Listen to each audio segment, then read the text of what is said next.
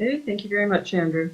Welcome everybody to our April 28th meeting of the Town of Mono Council.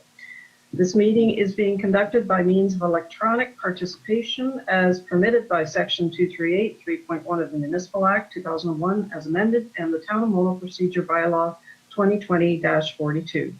Council chambers are not open to the public at this time. This meeting can be viewed live starting at 9 a.m. on the 28th of April on the Mono Civic website portal. Confirming that there is quorum of council members and we'll call this meeting to order. Then to let the public know that the proceedings are being videotaped, recorded and broadcast. And reminding members of council that disclosure of pecuniary interest can be made now at any time throughout the meeting. And I will read the land acknowledgement statement. We would like to begin by respectfully acknowledging that the Town of Mono resides within the traditional treaty territory and ancestral lands of the Teotnatati, Atawandaron, Haudenosaunee, Anishinaabe peoples. We also acknowledge the Town of Mono resides within the treaty lands named under Treaty 18, the Nottawasaga Purchase of 1818. These traditional territories upon which we live and learn are steeped in rich Indigenous history and traditions. It is with this statement that we declare to honor and respect the past and present connection of Indigenous peoples within this land, its waterways and resources. So at this time, I'd like to ask for the adoption of the agenda. So that council approves the agenda of session 9-2021 as circulated. Could I have a mover? Moved by Nix and seconded by Martin. Is there any additions, deletions, concerns? Seeing none then, I'll call for the vote. Is anyone opposed? Seeing none, that's carried. And then the second is the approval of the previous minutes from session 8-2021 as circulated. Could I have a mover? Moved by Creelman and seconded by Nix. Any discussion, concerns? Seeing none, I'll call for the vote. Is anyone opposed? That's carried. And we have a proclamation today for Emergency Preparedness Week. Whereas Emergency Preparedness Week is a national awareness initiative that has taken place annually since 1996, and whereas Emergency Preparedness Week is an opportunity for you to take action to ensure that you are prepared to protect yourself, your family, and your community during an emergency. And whereas this year Emergency Preparedness Week is May 2nd to 8th, 2021. The theme this year being Emergency Preparedness, Be Ready for Anything. Emergency Preparedness Week encourages Canadians to take 3 simple steps to become better prepared to face a range of emergencies. Know the risks, make a plan, and get an emergency kit. By taking an active role in your community, you'll be helping to build a culture of preparedness. While governments at all levels are working hard to keep Canada safe, everyone has a role to play in being prepared for an emergency. Therefore, I, Mayor Laura Ryan, do hereby proclaim May 2nd to 8th, 2021 as Emergency Preparedness Week in Mono, dated on the 28th day of April, 2021. Thank you. And now we are into public question period. And Mr. Simpson, were there any questions received?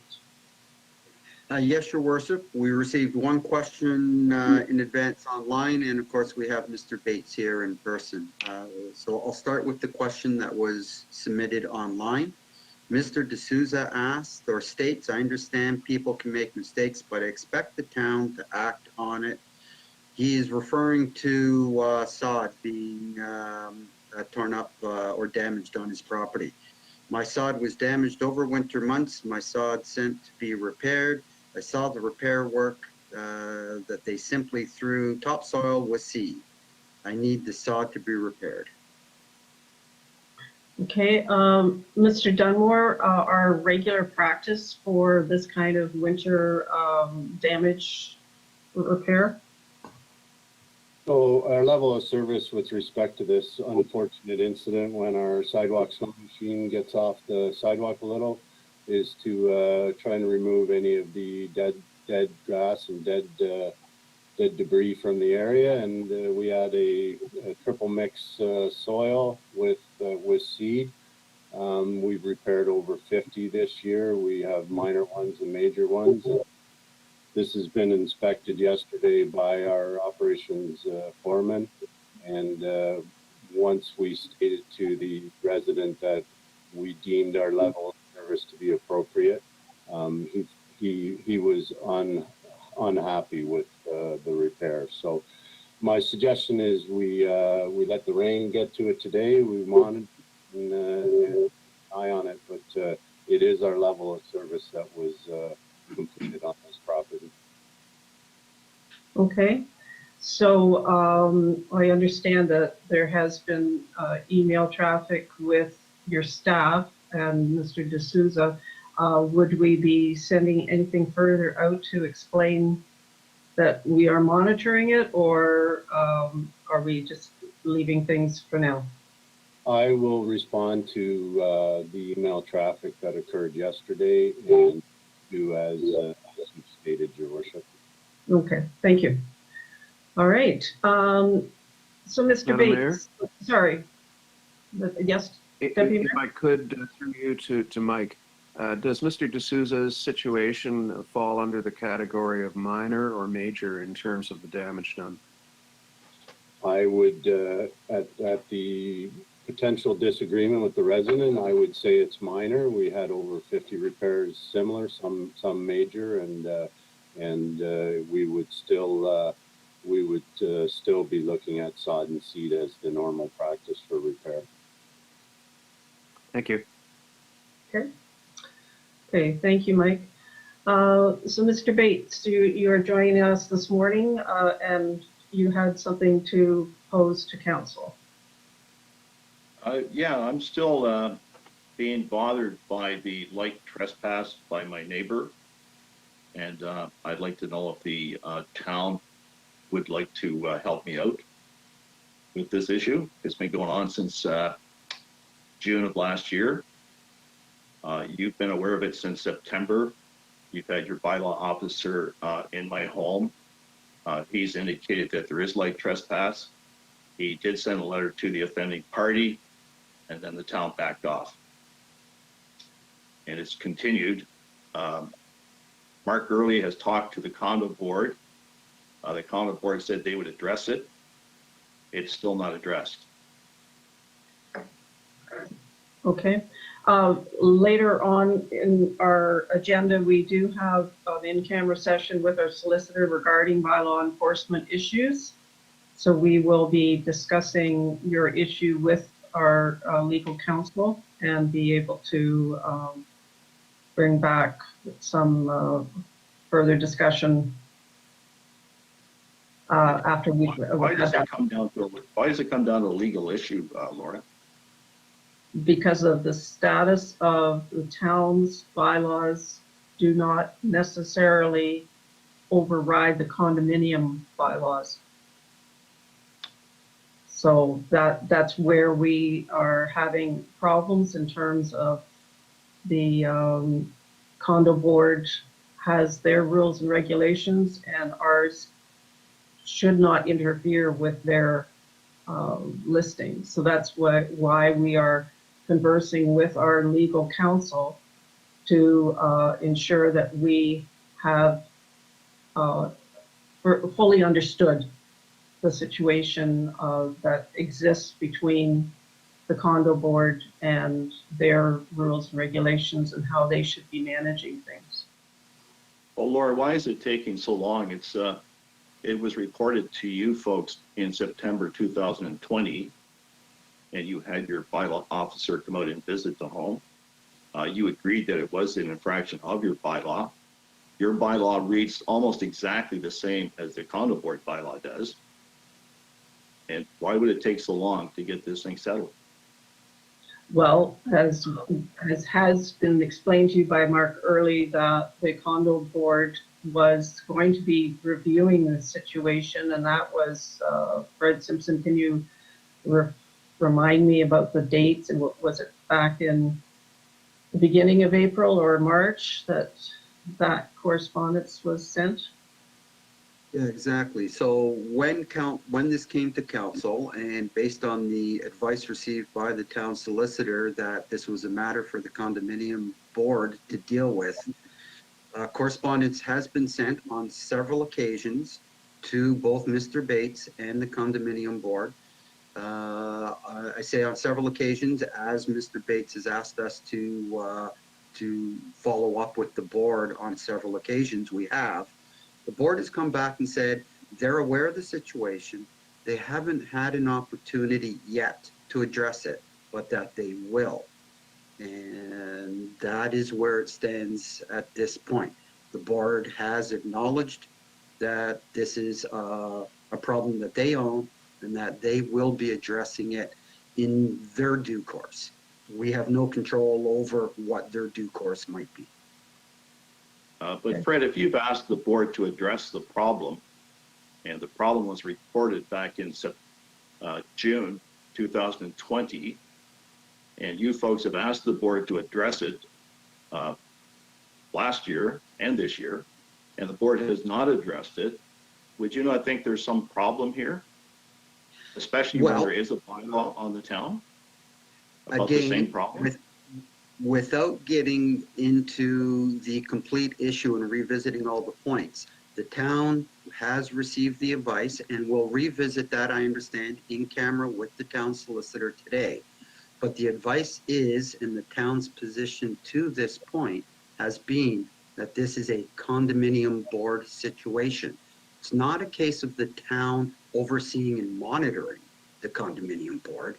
It's their situation to handle as they see fit. And you can follow any other matters or course of redress through the processes that are available to you through the Condominium Act that you may want to do. But it's not up to the town to enforce the condominium's policies and bylaws. So what I believe then the town would cherry pick bylaws that the town would enforce, and what they would say, okay, it's the condos board responsibility to enforce. Like, no, I'm a taxpayer. Fred, I'm a taxpayer here, okay? I live in Mono. I pay taxes to you folks. You have bylaws. I live by your bylaws, okay? I respect your bylaws. I would expect everybody else to respect them. Everybody seems to be sloughing this problem off. It's been here for over a year, and it needs to be addressed by somebody. If the board, because they're not doing their job properly, I like to go to the town, and if you go to the Condo Act, they suggest you go to the town. They say you go, look at the municipality bylaws and go to them for help. Okay, so just to further explain that we will be discussing this in camera at 10 o'clock, along with other items with our legal department. So we will be bringing back anything into public that has been decided. Okay? Well, okay, yeah, sure, folks. But explain to me why a bylaw officer would come to my house, visit my house, look at the issue, say there is a problem with light trespass with your bylaw, send a letter to the offending party, okay, telling them to fix the issue by October the 13th, 2020, and then you guys change your mind. Okay. It doesn't make sense. Okay. And that discussion will be had with our solicitor in terms of your concerns regarding the way the problem has been dealt with. So, okay. So is there any further questions this time? So moving on then, we have no delegations. And now we're on to unfinished business and deferred items. So we have a list of unfinished business in front of us. Is there any comments or concerns regarding the list? Anything that wants to be added? Yes, John? I'm just wondering whether we could create a category of ongoing property standards issues. We don't need to list all of them, but I think the ones that are the subject of a public order should be on that list, so that we don't lose sight of those things going forward. So currently we have the one on the fourth line. Do we have any others, Fred? Well, we have several landfill issues that have, of course, are moved to the courts. So I'm not sure if you want to include those in or not. But we've always maintained this is council's list. So anything you ask us to put on it, we'll absolutely put on it. So if council would like open property standards, you just let us know which ones and we'll include them in the list and remove them as they're addressed. Okay, John? I'm content to see the fourth line matter on the list, in as much as it's ongoing, it is public. As to the matters before the courts, I think we can leave that aside for the moment. They're not going anywhere fast. Right. Okay. So if you can make note of that, Fred. Ralph, do you have something?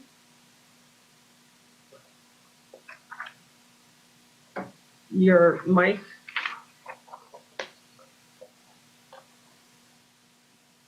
Okay, there. Yep. Thank you. It's a query, and I recognize that there's been a lot going on, but one item has an estimated date for action of April 27th, which is today, and that's the next step in the bill bylaw. And so I would appreciate if Mark could give us an update on the revised estimated time.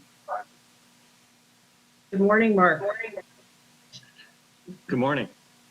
So we were we're just on the unfinished business list, and Ralph is asking about the item of the fill bylaw, and if you could give us an update on where we stand with that. I'm hoping to bring that back next meeting.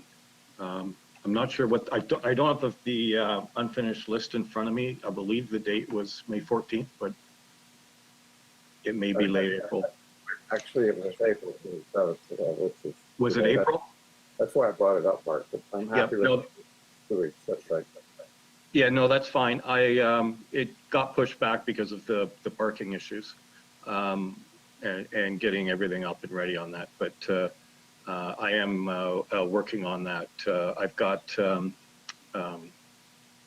Burnside's just following up with the last changes that were made to the regulations that came into effect earlier this year. So I want to make sure that the bylaws correct in that regard too. So I'm trying to get it to your next council meeting. Sounds good. I'm sure that members of council will want to have a few days to study it as a significant document. Yeah, it will be significant. It's also got all the comments in it that were made by the agencies and the general public from early, I guess it was fall of last year. Thank you. Thank you. Okay. Now we're on to new business. Item 1 is the joint municipal water management agreement. And from Councillor Nix and Mark Early, what's been included in your package. Fred, did you want to make any further comments on? Well, I could maybe elaborate a bit. However, the report is so comprehensive and thorough that I think most councillors have all the information they need in front of them. Most councillors, not all. I did get one phone call last night. But I can add this to the story. I mean, these are complex details. When I first saw the draft agreement, I sent an email to Mark that basically suggested, you know, there's some problems with this agreement, but why don't we just sign it and get on with our lives? And then at that point, I started to go through it clause by clause in quite some detail. And I grew more and more dissatisfied with it. There's a certain sloppiness to the draft agreement that's been sent to us. And I think what happened is this. We had a working group in 2017. All 4 municipalities were represented. It was chaired by Scott Burns of the county. We hired a consultant and we sat around the table. I can't remember how many times we've met, 2, 3, 4, I don't know. And we basically came to an agreement as to what should be in this water management agreement. And that was in the consultant's report, BM Ross or BM Ross, whatever, the Ross report. It was quite a good report. And we left the table. Now, I don't know why it's taken so long, but I think in the interim, what's happened, and then Mark actually convened a meeting in 2019, right here in our offices of the municipalities. And when they left that meeting, the agreement was supposed to be written. Whoever wrote this draft agreement has taken chunks of the BM Ross report and put it into the agreement, and then sort of interspersed it, and that's what you see in red font, with things that I think the person thought would make it a better agreement. My view is it's made it messy and clumsy. So you've got the recommendations at the end of the report. Mark and I worked on them, and I think, well, my suggestion was we should send it to the 3 other municipalities, and if we all agree, then we tell the CVC, look, rewrite the agreement. But Mark suggested, no, let's just send it into the CVC as is and circulate it to the other municipalities. So that's the background. It's not a terribly complex agreement if you just look at the basic elements, which simply say, we will monitor water consumption and we will monitor development or redevelopment. And every once in a while, and at least once during the term of every council, we'll have a meeting. And if water consumption or development have gone up by 5% or more, we'll rerun that model. I'm oversimplifying a bit. That's basically what the agreement says. It's really actually quite simple. So I'll take any questions that anyone's got. Any questions of Fred? Yes, Ralph? Oh no. Actually, I think Fred, your analysis is quite well done, and I compliment you for spending all the time on this. I'm in favor of submitting it, and with the recommendation. But maybe with one additional one, and I have a question. Maybe if you couldn't answer it last night, maybe Mark can. I think you did answer when the last model was done, and I think that was 2014. Is that right? Yeah, 2014 in a report by Matrix Solutions, or whatever their name was.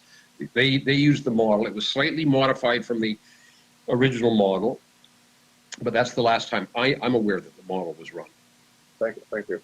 So the important part of this is the trigger, and you couldn't answer this, and I'm wondering if Mark can. What was the background to selecting a 5% change to be a trigger?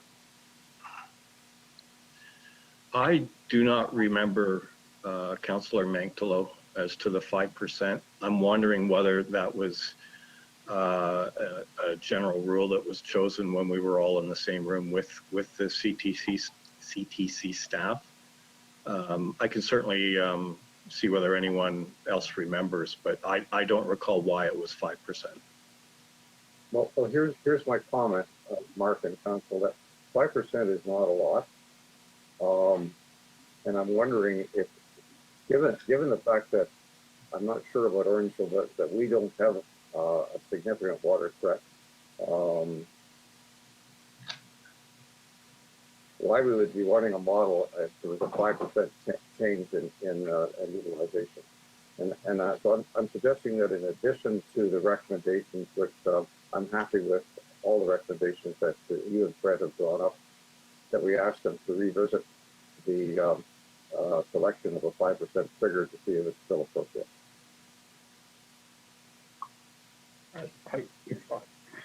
Yeah, Fred? Yeah, Ralph, I hear you. And as Mark also has said, I can't remember exactly why we picked 5%. It was in the BM Ross, or the consultant's report to us. He said 5%. And I think, I'm going on memory here, Mark, if I'm wrong, maybe, we were sitting around the table. We thought, well, why not? It could be 6%, 7%. It could be any number. It's just, remember the 5%, particularly for water use, is a rolling average for 4 years. So it's not just a, we had a dry year, drought, and water consumption went up. I guess we just felt that if we see over a 4-year rolling average, water consumption's gone up by that much, maybe, being super cautious, we should rerun the model and have the consultants tell us whether our water quantity threat is getting more serious. Right now, that threat, it is a serious threat, but not in our lifetime, Ralph, or not in your lifetime. This is a long-term thing that we're looking at, the Guelph-Annabelle aquifer, okay? I don't know that there's anything magical with 5%. I would just caution in your suggestion, you're going to open up a bit of a hornet's nest, because what would happen if we agreed to revisit that 5% number is we'd have to reform the working group. We'd have to get a bunch of new people around the table. There's no one on the Orangeville Council who was there in that working group, and I can't remember, he's Gary. There is one person at Amaranth who's in that working group. But you're going to restart the whole discussion. And given that we were supposed to have this thing implemented by 2018, I think we just go with the numbers that the consultant suggested, the 5% numbers. Go ahead. May I reply? Yep. So I don't like that approach, Fred. It's like, this thing's gone on for so long, it's, what the heck, let's just settle it and accept it. And so that's the way to make bad decisions. The 5% is an important trigger. It's about the only absolute thing in there that I can see. Well, that's not entirely true, but it's a very important figure. If, as you suggested, Ross recommended it, we go back and ask for him to review the reasoning for that and ask if it's still appropriate. It's an important thing. It's going to cost municipalities $100,000. That was a 2017 price, probably much more than that now. So I don't see any problem with asking for a clarification or a reconsideration.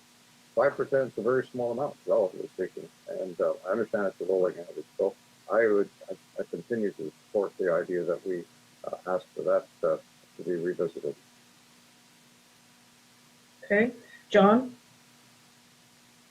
The 5% rolling average, the outcome of that is somewhat predictable. What are we experiencing year over year that would cause us to believe that, say, in 3 years' time, it will reach 5%?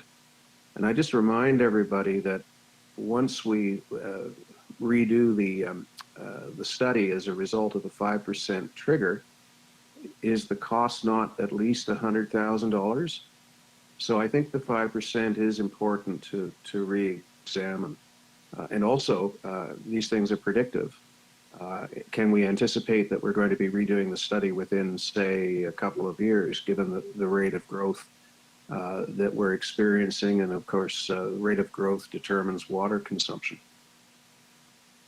Okay. Fred? Mike, you can correct me if I'm wrong, but I have no anticipation that Mono's 3 Cardinal Wood wells would see an increase. They were built out. Unless all the people in Cardinal Woods and Watermark start having babies or something, I can't see water consumption going up by much. It's Orangeville, I think, that's the key. And I'll say something here. This is a public meeting. If we rerun the model, and let's say it is $100,000, we're going to pay a very small portion of that money. It's mainly Orangeville that would pay the lion's share of that cost. So Ralph, I'm not disputing what you would say, but I really think we should ask Orangeville. I mean, if they're happy with that 5% trigger, then I'd say leave it. Just one comment, Councillor Nix. As noted in Mark's report to council, there is the vacant commercial lands at the southwest corner of Hockley and County Road 16 that is undeveloped, currently zoned commercial, I believe, and that land is deemed to be probably attached to the municipal system. Well, I didn't know that, Mike. In fact, that surprises me. Because I made that suggestion in the past, but okay, so they're going to be hooked up to our wells. I didn't know that. And they I think about 8 years ago approached council and presented a draft site plan and what their thoughts were, and that land is owned by the same developer of the Watermark subdivision. Okay. Mark? Just to add to Mike's comments, that was factored in with the Cardinal Woods well, and you'll recall that in I guess December of this year, just before the snow flew, we also were looking at an additional well in that area just as backup for the commercial development. So the commercial development could proceed without any changes to our wells. It was accommodated when the wells were all approved and this study was done. That land sat vacant for quite a while and was incorporated into the water threat and the BMROS work. Okay. Any further? Just go ahead. And so just to add for council's background, Amaranth has approved the agreement as it is. Okay. So we do have a motion to consider that the joint municipal water management agreement report prepared by Councillor Nix and CAO Mark Early dated April 21st, 2021 be received, and that the report be forwarded to the CTC and the participating municipalities. Is anyone prepared to put the motion on the floor? Sharon? Moved by Sharon and seconded by Fred. Any further discussion on the motion? Yes, Ralph?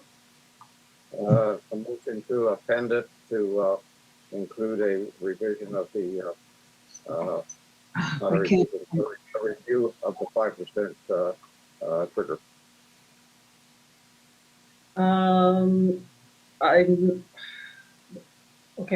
I think that would be considered changing the intent of the motion as it reads.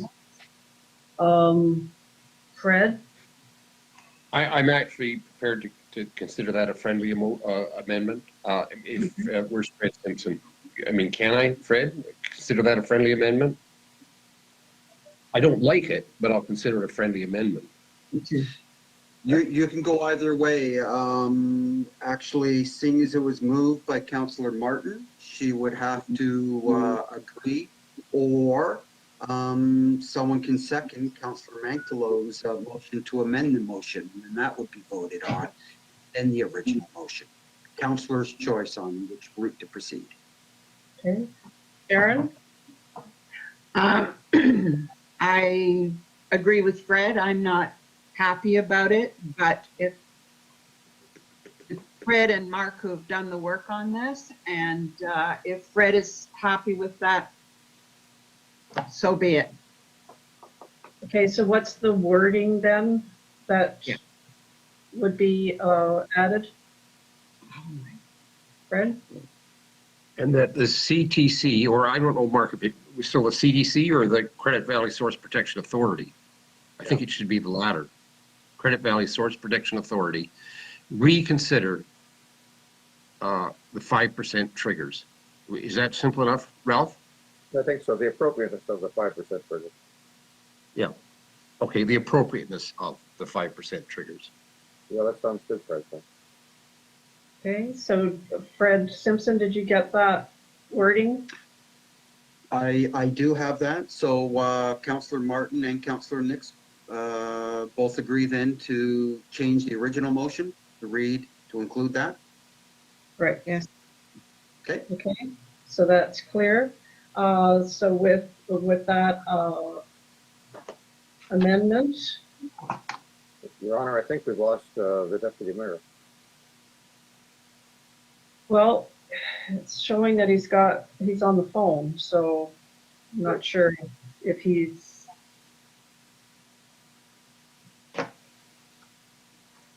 So we'll continue on. I'm going to call for the vote. Is anyone opposed to the motion? And seeing none, then that's carried. Okay, the next item, number 2, is the new Tecumseh Library Agreement. And any questions regarding this? So the charge for the year 2021 is $788.70. So the motion is that we introduce and give the necessary readings to a bylaw authorizing the town of Mono to enter into a service collection fee agreement with the new Tecumseh Public Library substantially in the form as attached to Schedule A to the bylaw, that be signed by the mayor and the clerk for the town of Mono, sealed and engrossed in the bylaw book. Could I have a mover? Moved by Magdalo and seconded by Nix. Any discussion? Called for the vote. Is anyone opposed? Seeing none, that's carried.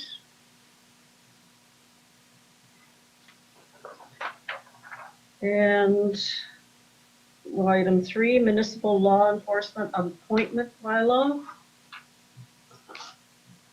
Fred Simpson's provided us with the background for that. So we have a motion that we introduce and give the necessary readings to a bylaw to appoint municipal law enforcement officers for the purpose of enforcing bylaw 2012 parking bylaw, that it be signed by the mayor and the clerk for the town of Mono, sealed and engrossed in the bylaw book. Could I have a mover? Moved by Martin and seconded by Magdalo. Any discussion on the motion? Yes, Fred?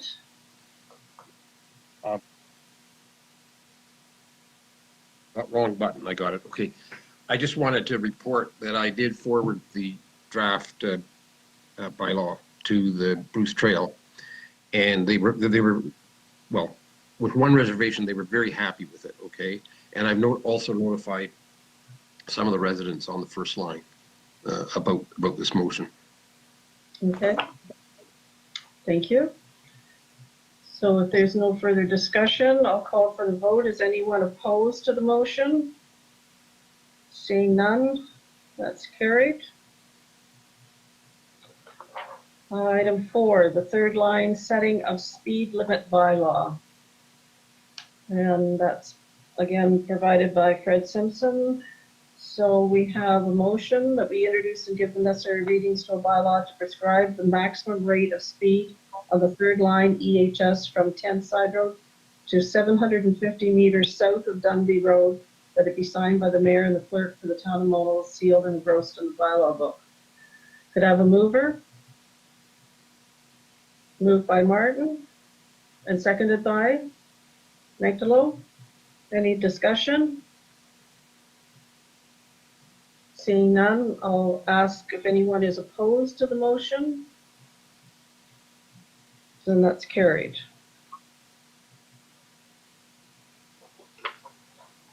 And now, John, are you with us? There you Yeah, are. I had a bit of a glitch there.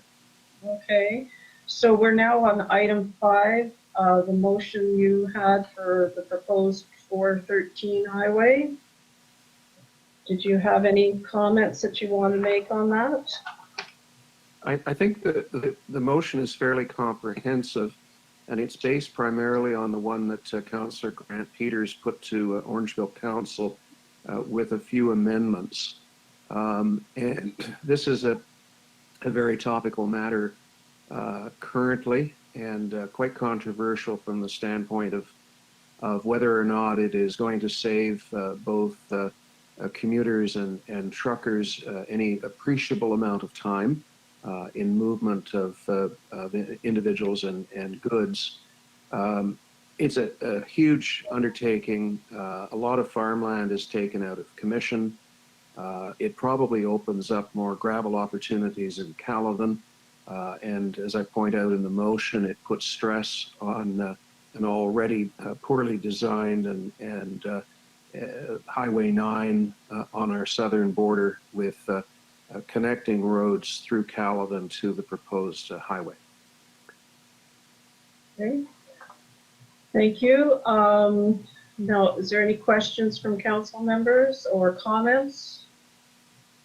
Yes, Fred Nix? I would have one minor reservation about the wording, John, but other than that, I think it's a great motion and I fully support it. Okay, thank you. Ralph? You know, I think this is an issue which we really need to come up against quite strong. I don't think it's good for the Southern Ontario. Hopefully we'll get a listening ear. Thank you. Okay. Sharon? Yeah, I totally agree. I think this is a good thing for us to be doing. We are known in Mono for being environmentally friendly, and this certainly isn't.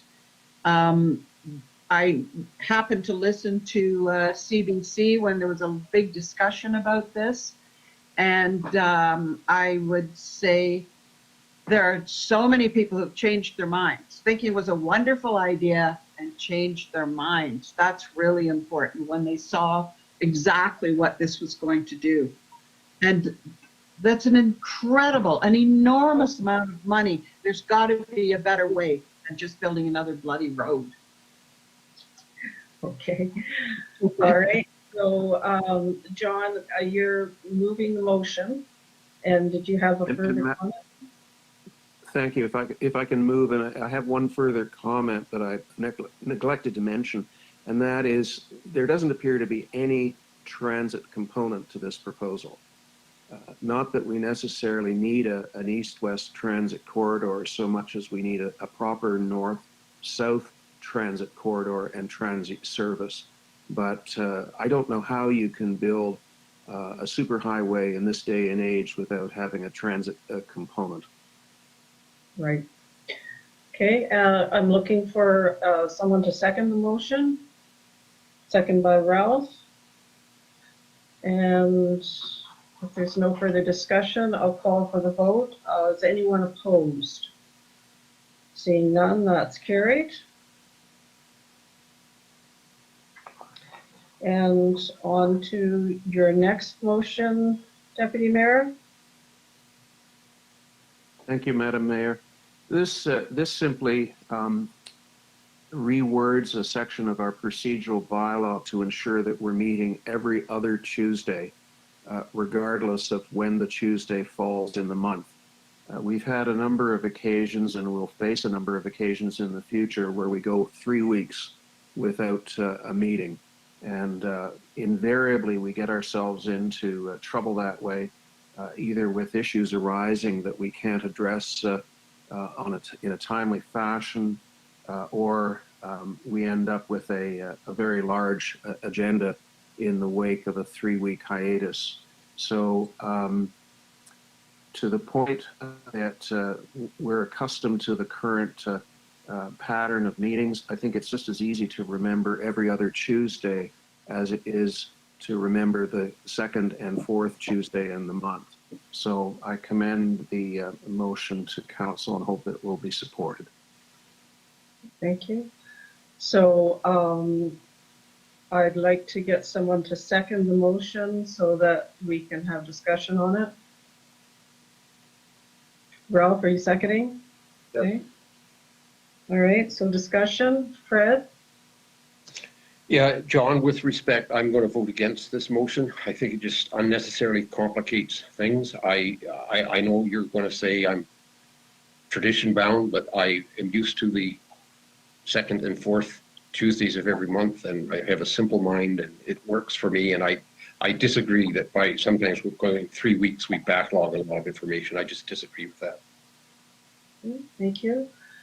Sharon, did you have any comment? No, but I'm going to vote against it as well. I'm happy with the second, and yeah, I'm good. Okay. Ralph? I think John makes some good points. I too have a simple memory, like I didn't say that, Fred,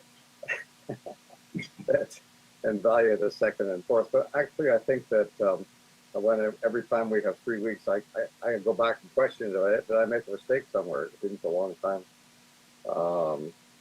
So it is easy to remember every second week, and sometimes things do get backed up. So I'll support this week. Okay. John? If I can respectfully request a recorded vote. Sure. Okay, I too am not in favor of this because many of the committees that I belong on, they have set dates. So it would be very disruptive in trying to figure out what days are available, what aren't, if you go for every other week. We always have, as the particular section in the bylaw, that we can always call a special meeting as required. So if there is business that has to be brought forward, which we've done many times in the past, we can schedule a special meeting. So I think we should leave it the way it is at this point. So a recorded vote, Mr. Simpson?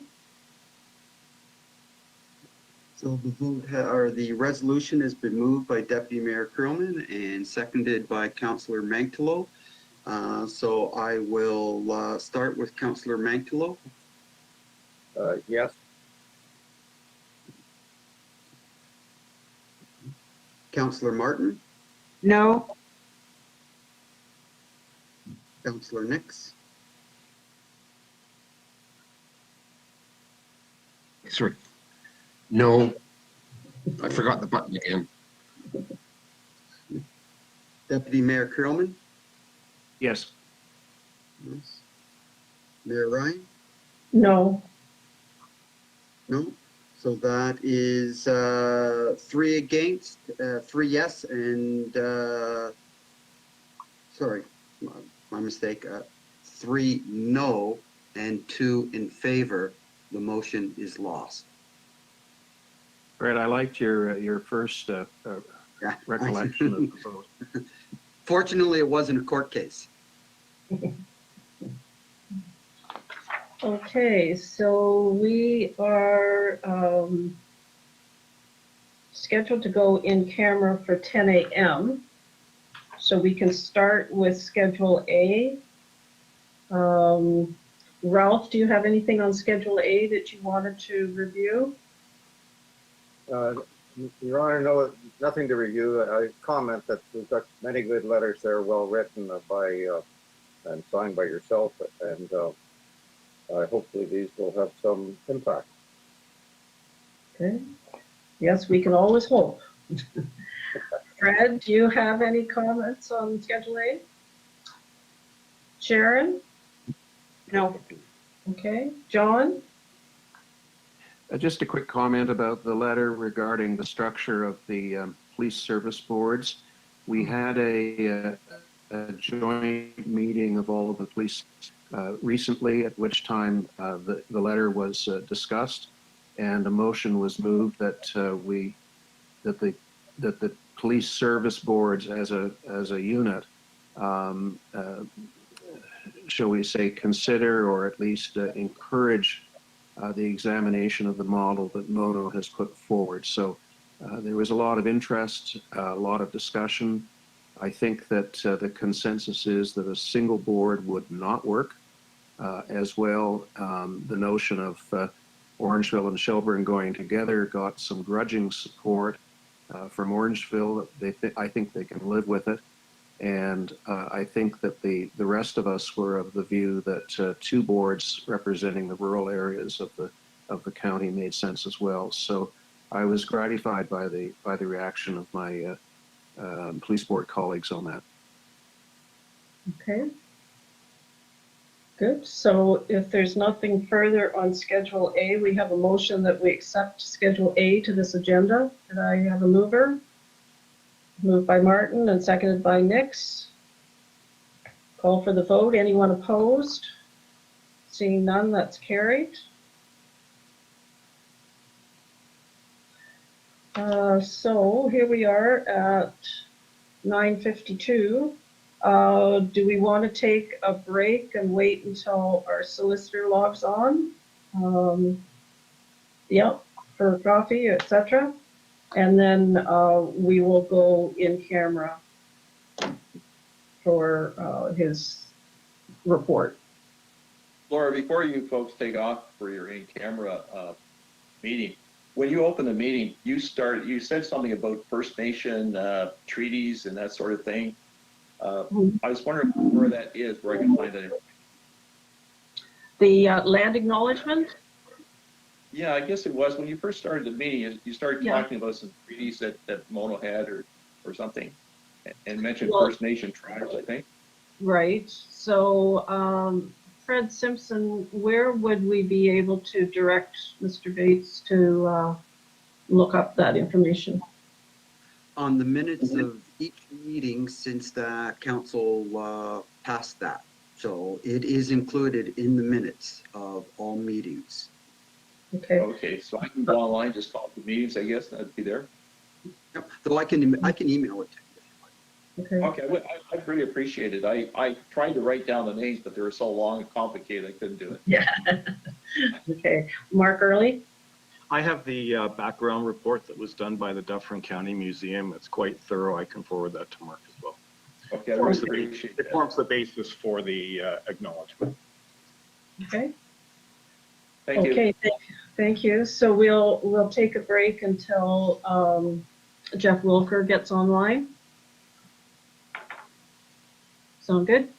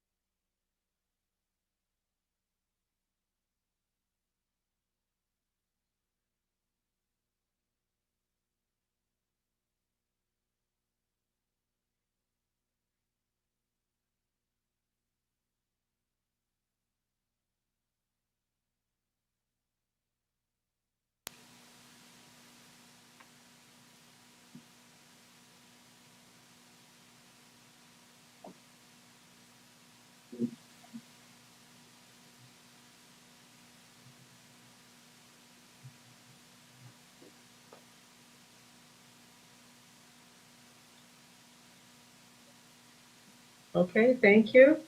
So we've had our break and now we do have our solicitor in attendance and our bylaw enforcement officer. So we are going to go in camera. So at this time, anyone who is not privy to in-camera items must log out. And the motion is that council move into a closed meeting pursuant to 239 of the Municipal Act 2001 as amended at 10 a.m.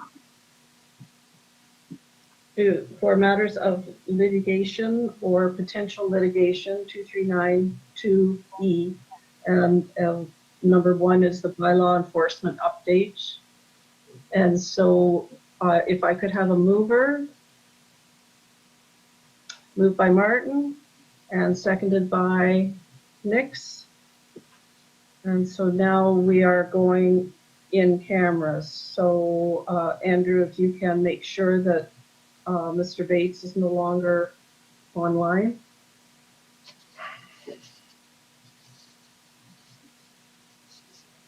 Okay.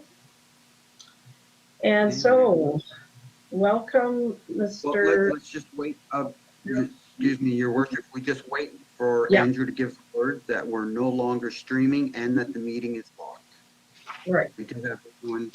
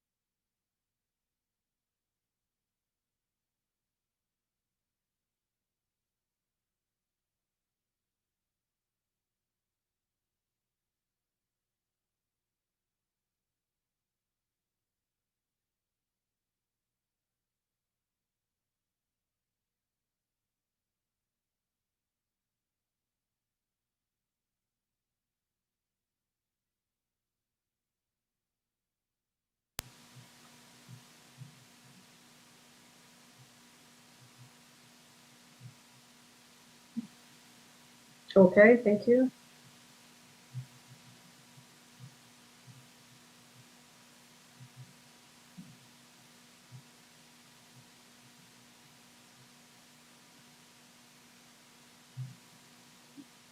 Okay, thank you very much, Andrew.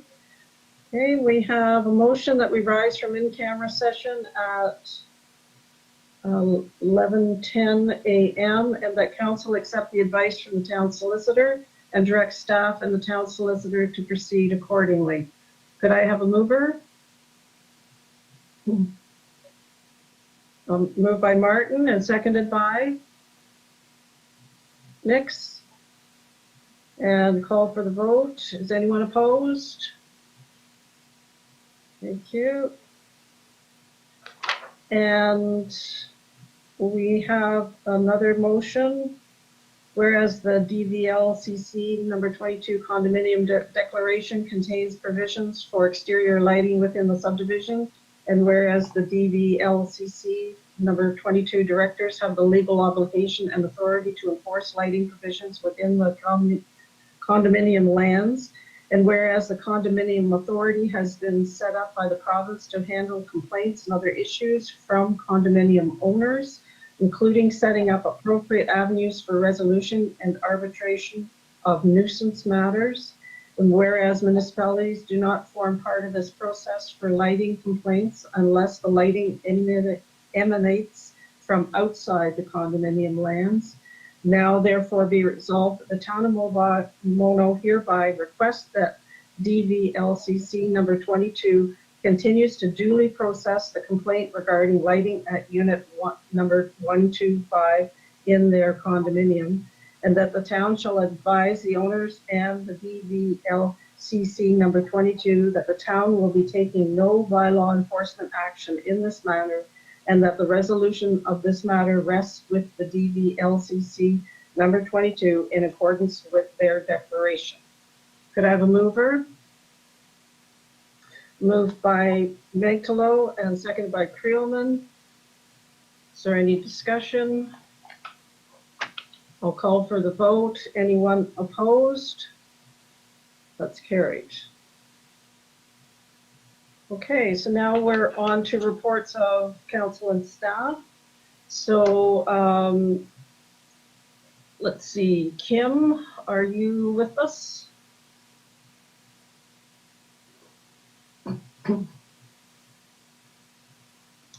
Good morning. I'm here. Okay.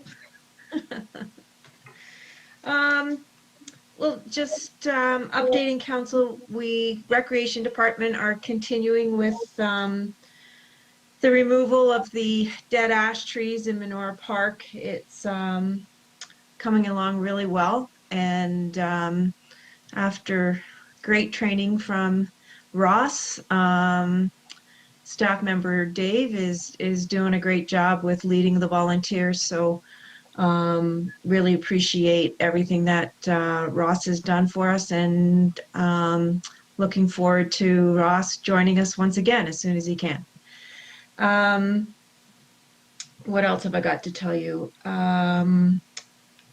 Last week we did have an incident at Manora Park with an individual who was squatting in the park, and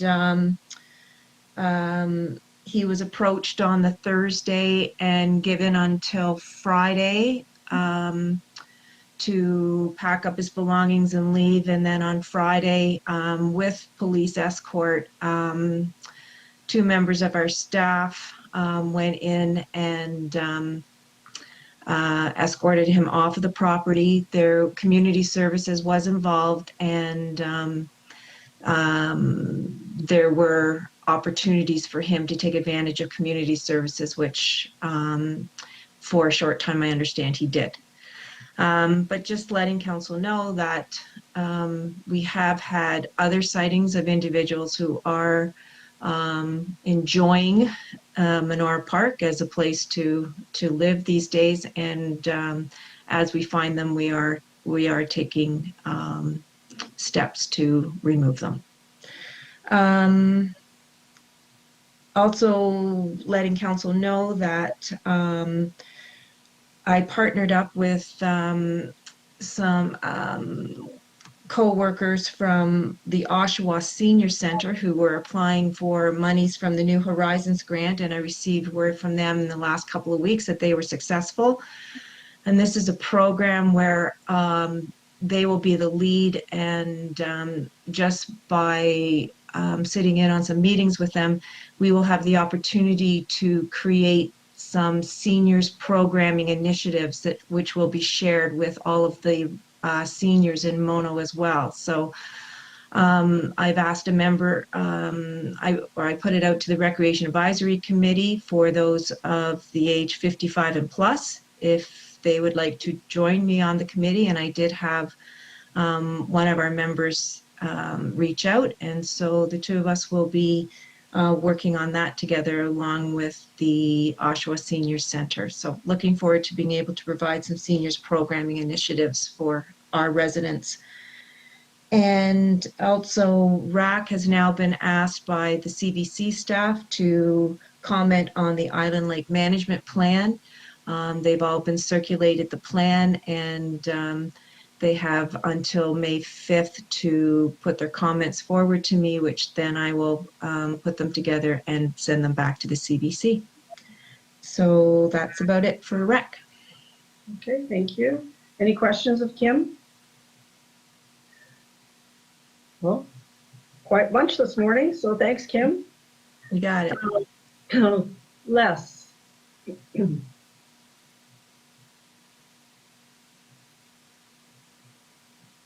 Okay, thank you, Madam Mayor. Just a few items. First of all, our financial audit is winding down. It actually went pretty well considering the lockdown. Second, I'm taking applications for the parking enforcement person for the parking ticket issuing. The deadline for that is next Friday, May the 7th. It seems to be, I guess, going well. We just have just under 20 applications, and before the week's over, or by the deadline, I expect a few more. And finally, I got an email from AMO. Just give us, or give me a heads up. Mono's been randomly selected to do a gas tax audit. So the funds we used last year for our project for Blind Line, it's just a formality, but it's supposed to take place sometime in June. And that's my report. Okay, any questions of Les? Seeing none, thank you very much, Les. Okay, thank you. Dave Trutman.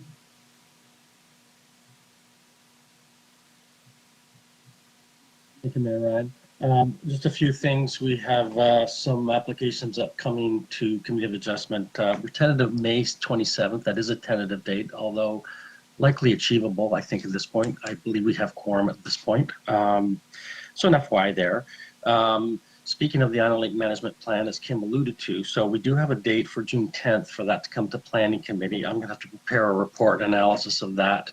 And of course, we're going to do circulation as well to have comments available for committee with the expectation, hopefully they can make a recommendation to council on that. So that's just a bit of a follow-up. There's some other applications that are ongoing.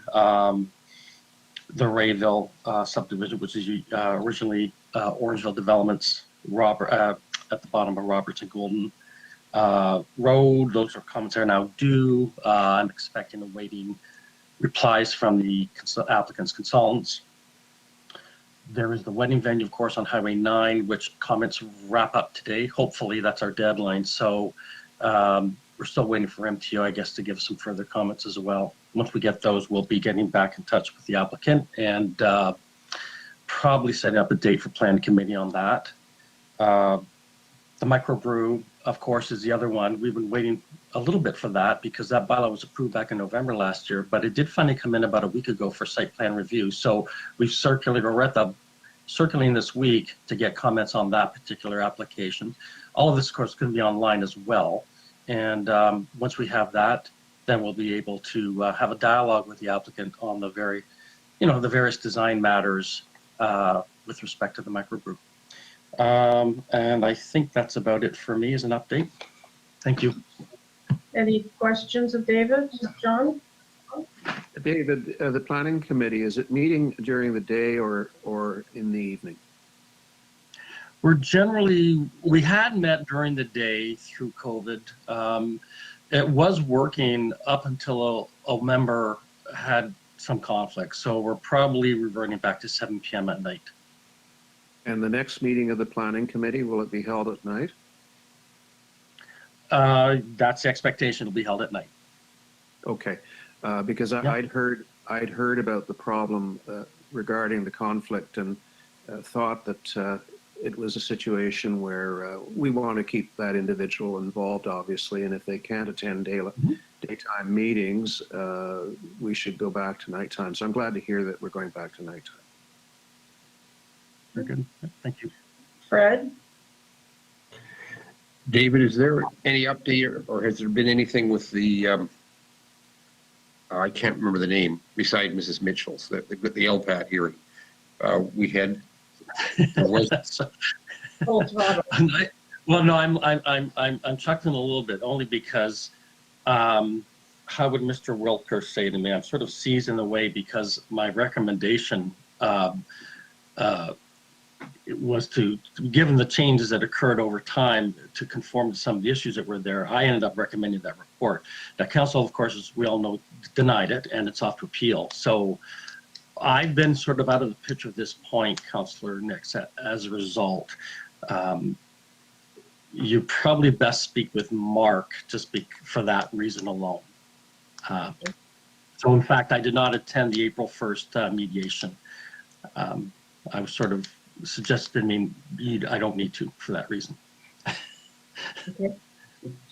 Okay, we'll follow up with meeting Fred Simpson another time. Any other questions, David? Okay, thank you, David. So now, Okay.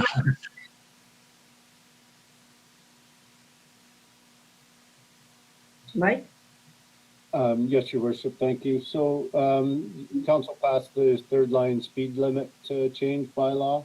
Those wood stakes are in the ground and we should get those up in the coming week. All of our no parking areas have been signed now. There's some small upgrades to the signs that we might change, but they've all been signed.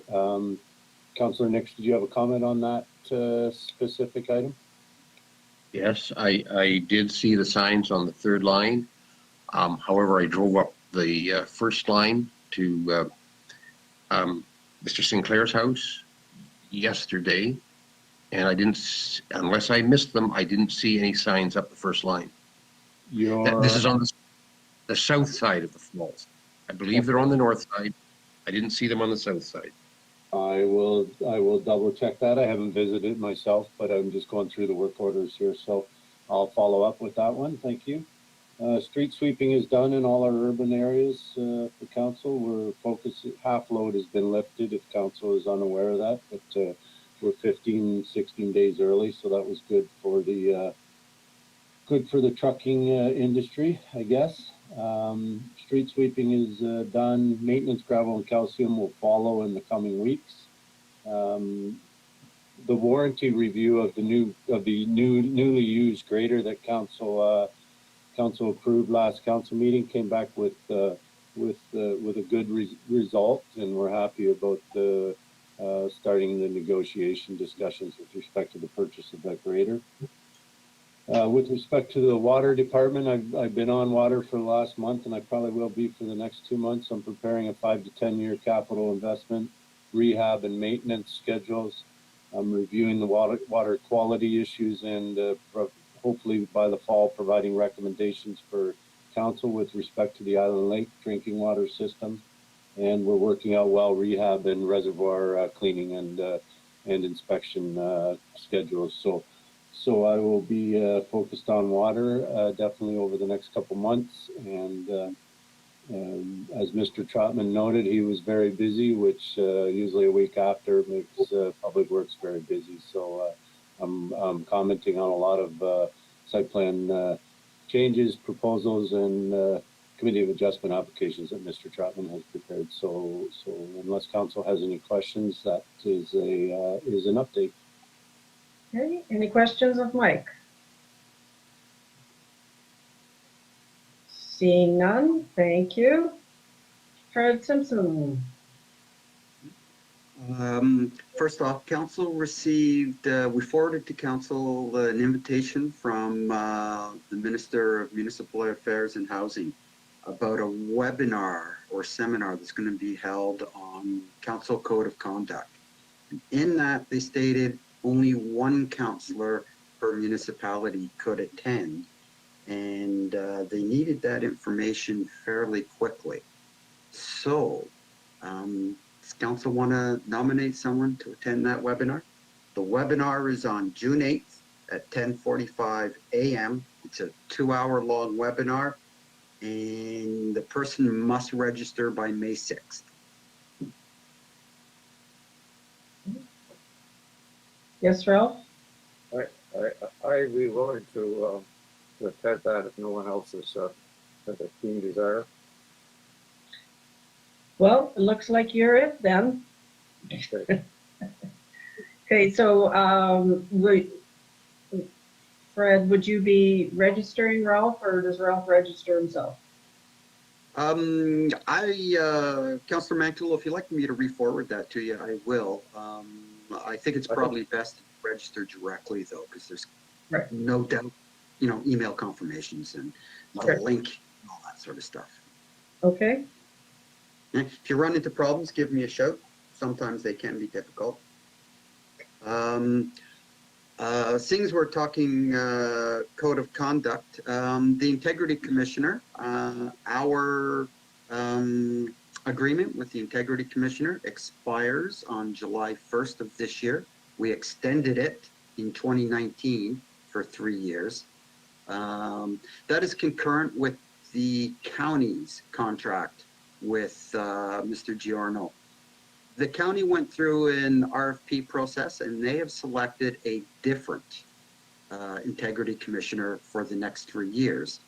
But that doesn't preclude us from keeping Mr. Giorno if we so wish. I've spoken with him about it. He is more than happy to stay on. If he does, he is recommending a 3 or 4 year renewal. And he's made that case specifically so that it carries on to the next council, because he feels that provides a certain amount of independence to him in his position. His rates would go up marginally.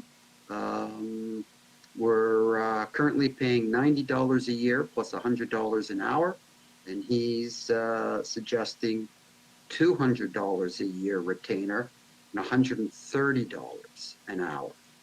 This is significantly less than the contract that the county is entered into for the new integrity commissioner, which has a retainer of $2,000, and the hourly rate, I can't remember exactly, but it was much higher. It was in the $200 or so range, though I could look that up because I'm just going on memory there.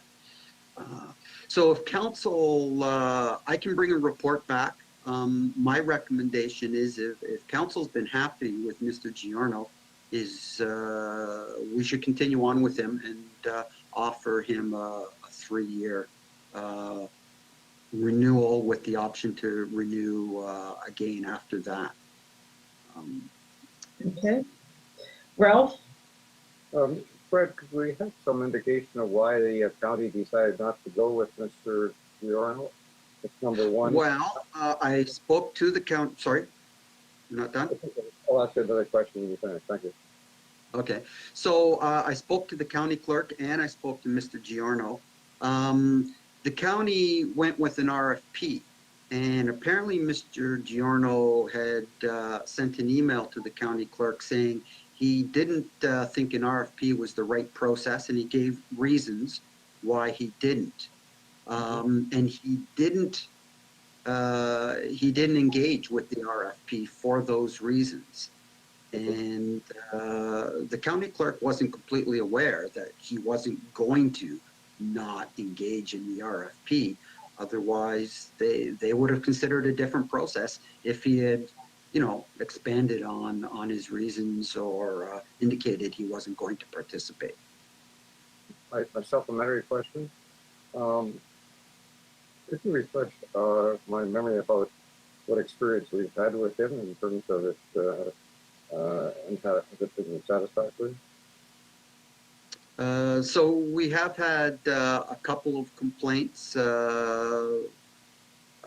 The last one was one that was filed by a resident in respect to Councillor Nix, and as it turned out, it wasn't even accepted as a valid complaint, and it didn't proceed any further. We had one a year or so earlier, and again, it was not accepted as a complaint and was redirected to another officer. In that case, the closed meeting investigator, but the complainant never ended up filing a closed meeting complaint because those don't come under the Integrity Commissioner's jurisdiction. Thank you. Don't think there are any others this term of council.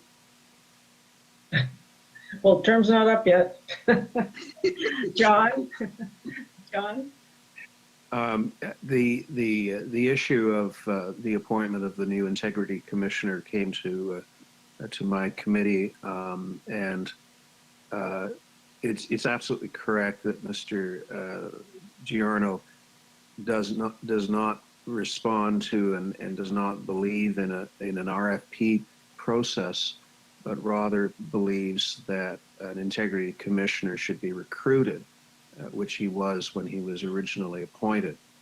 I think there's some merit to an RFP process, although the outcome, as Freddie said, was a little bit of a surprise.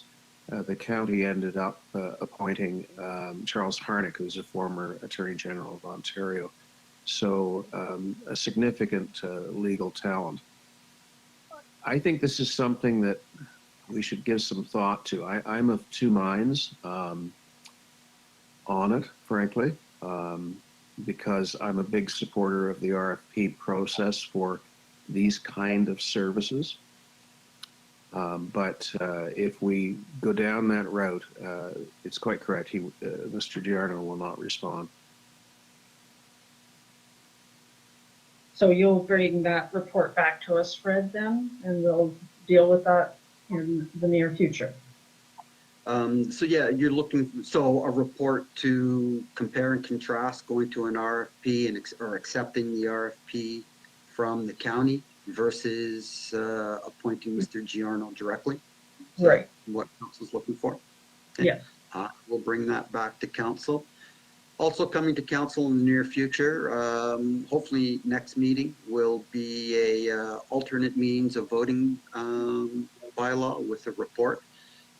With the exception of Orangeville, all other municipalities in Dufferin are going to make a recommendation, the same as I'll be making to council, that we offer the contract to the same vendor that we used during the last election.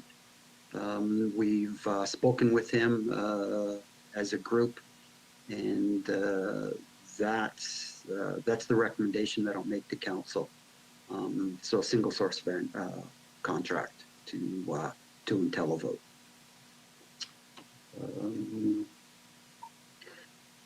Another on the parking issue, we have run into a bit of an administrative boondoggle. I've spoken with Deputy Mayor Creelman about it. Apparently, at some point in distant memory, the town of Mono elected to proceed with a different way of administering parking tickets, one in which the municipality took on a greater share of the administrative steps, those things that the POA court would normally do. And in return, we would keep a greater portion of the revenue when parking tickets go to conviction. This doesn't affect voluntary payment, but when a parking ticket goes to conviction, normally the POA court handles all the administration from that point on. we've opted into an agreement between ourselves, the Ministry of the Attorney General, and the Ministry of Transportation, where we take on all of that responsibility. The court still hears the case, but they don't do any of the paperwork or administration. I'm waiting to get a copy of this agreement from the Ministry of the Attorney General, but due to COVID-19, no one's actually working down in the building. And these things are old enough that they're not scanned into records. So it's going to take a few weeks to get it.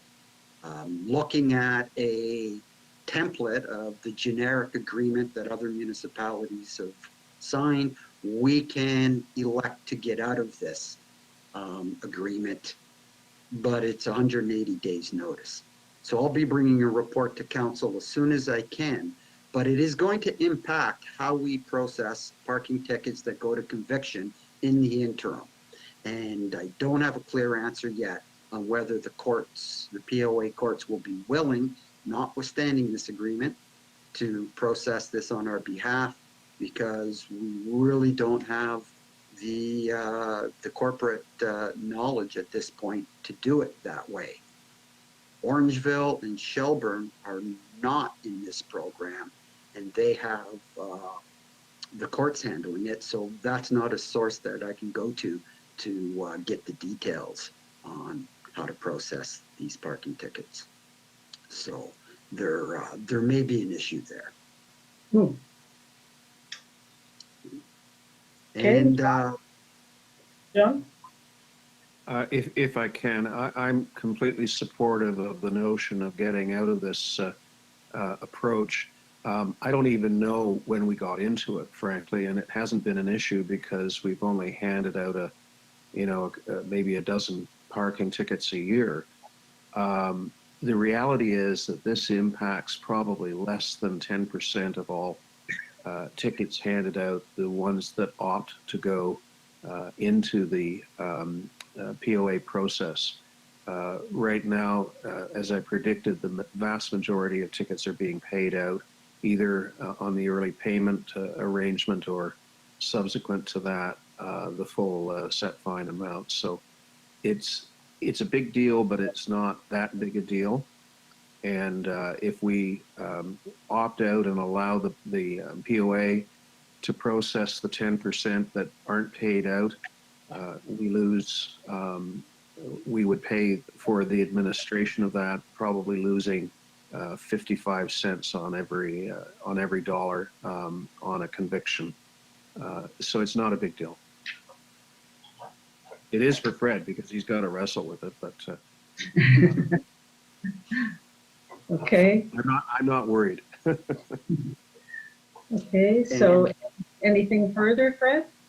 just one last thing. I just want to report that as of today, we have sold 242 dog tags at $4,550 of revenue. So in 60 days, we're just about matched last year. And we will continue with our campaign to inform residents. So there'll be further information going out over the next several months, reminding them to buy those dog tags. Feedback has been very positive on the new program. That's all I have to report. Okay, now, any questions of Fred? So seeing none, did you have something that Mark wanted to have presented, or? I don't. I texted Mark. I haven't heard back from him yet, so I'm assuming he's still unable to make it to a camera. Okay, so maybe we could ask if he does have the opportunity, he could just send out an email with his report that he'd like us to know.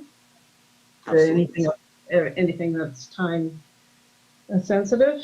And so now, Ralph, do you have anything you want to report?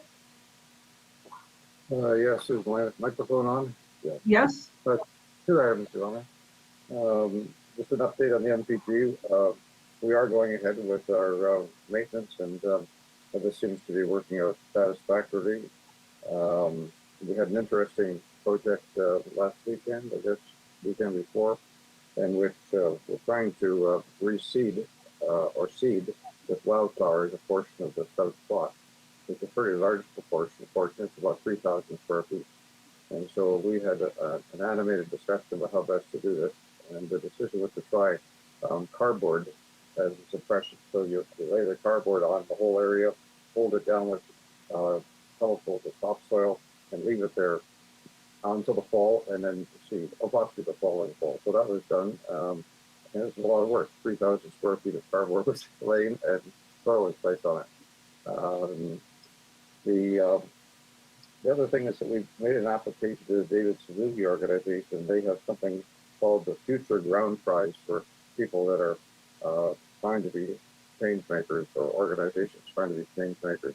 And this was, the application was all put forward by one of our volunteers, Chris Peachy, for which we're very appreciative. The other is just an update on COVID. As you all know, I think we have reached the highest figures in COVID in the province ever. The high was, I think it was the 16th of this last month, and it was up to 4,800. It's down to about 3,400 now. As you probably also know, the ICU numbers peaked about 2 weeks after the case numbers do. So the ICU numbers are now up at the maximum that Ontario has ever had at 877. To put that in perspective, my understanding is that there are about 2,200 ICU beds available in Ontario.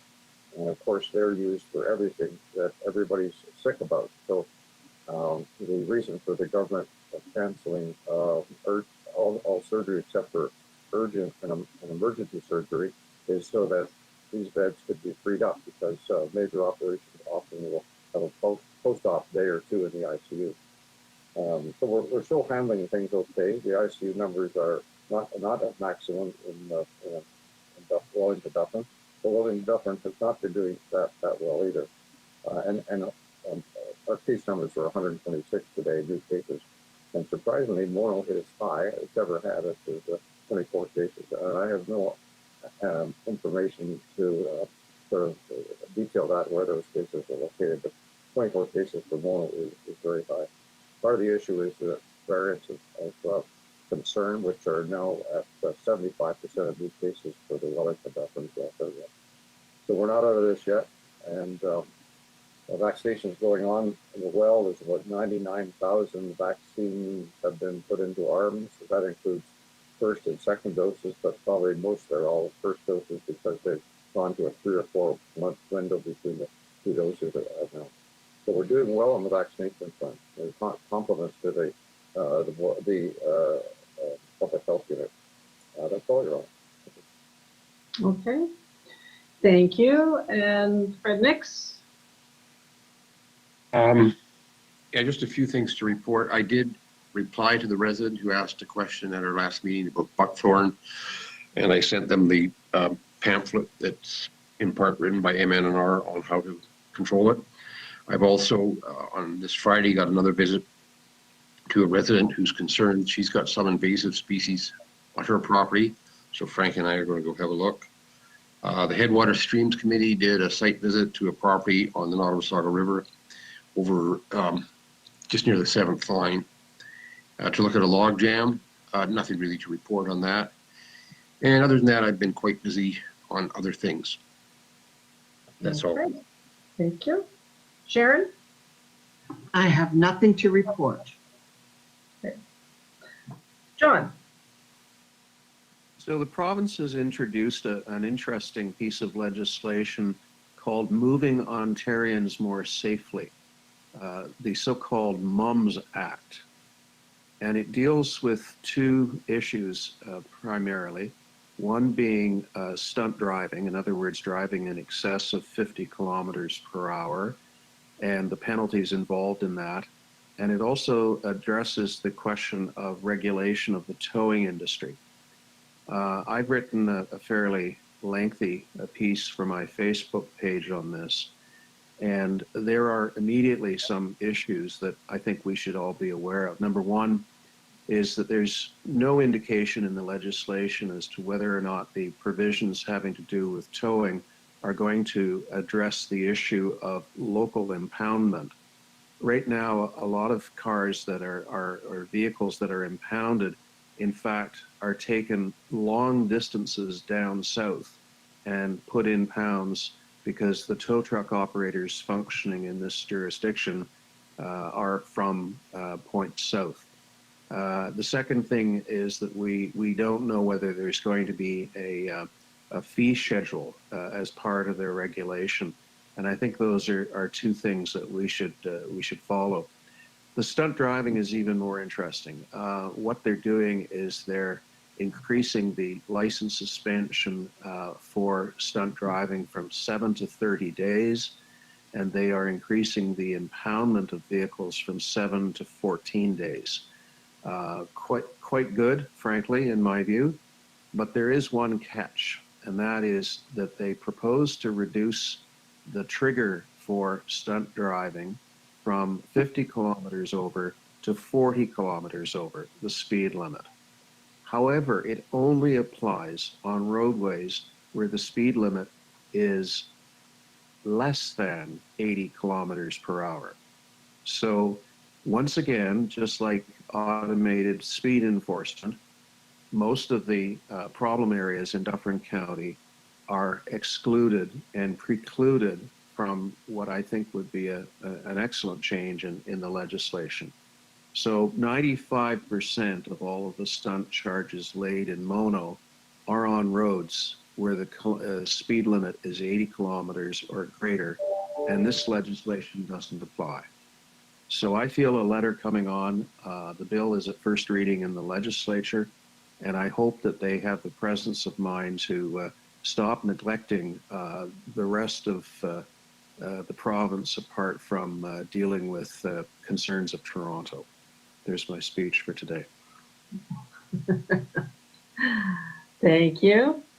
And I don't think, well, next week there's supposed to be an issue, a meeting with the police service board issue with the mayors again.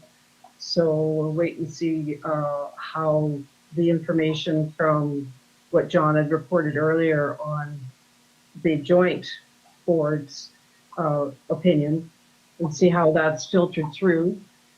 And other than that, I don't think there's too much else. We now are at notices of motion. Are there any notices of motion today? Yes, John? I'm just wondering whether I require a notice of motion to assure that the pride flag will be flown in the month of June, or that whether that can just be administratively taken care of. Fred Simpson, do we have contact with anyone in the community that has flags? Yeah, we haven't received such a request, but I think we could probably track down an appropriate contact and see if they'd be interested in making such a request. Yeah, because I think, well, of course, Orangeville has done it for a number of years, and I don't know if it comes from a particular individual in the community or if they just do it. So if you could track that down, that would be great. I mean, I don't see any reason why council can't just direct that we fly the pride flag during June. Oh yeah, no, just in terms of for you to be able to access a flag. Right. So that would be great. Yeah. So no, that's good. We'll follow that through. Okay, thanks. And is there any other business? Seeing none, then we have our confirming bylaw that we introduced and give the necessary readings to a bylaw to confirm the proceedings of Council of the Town of Mono in session 9-2021 held on the 28th of April 2021, that it be signed by the mayor and the clerk, sealed and engrossed in the bylaw book. Could I have a mover? Moved by Nick, seconded by Mantalo. Anyone opposed? That's carried. And we will adjourn at 11:48 a.m. And mover, Martin and Creelman. And that's carried. And just a reminder of our town hall next Thursday evening. So, and what's this, Mike? Oh, okay. All right. So we're all good. So thanks very much, everybody. We'll talk again.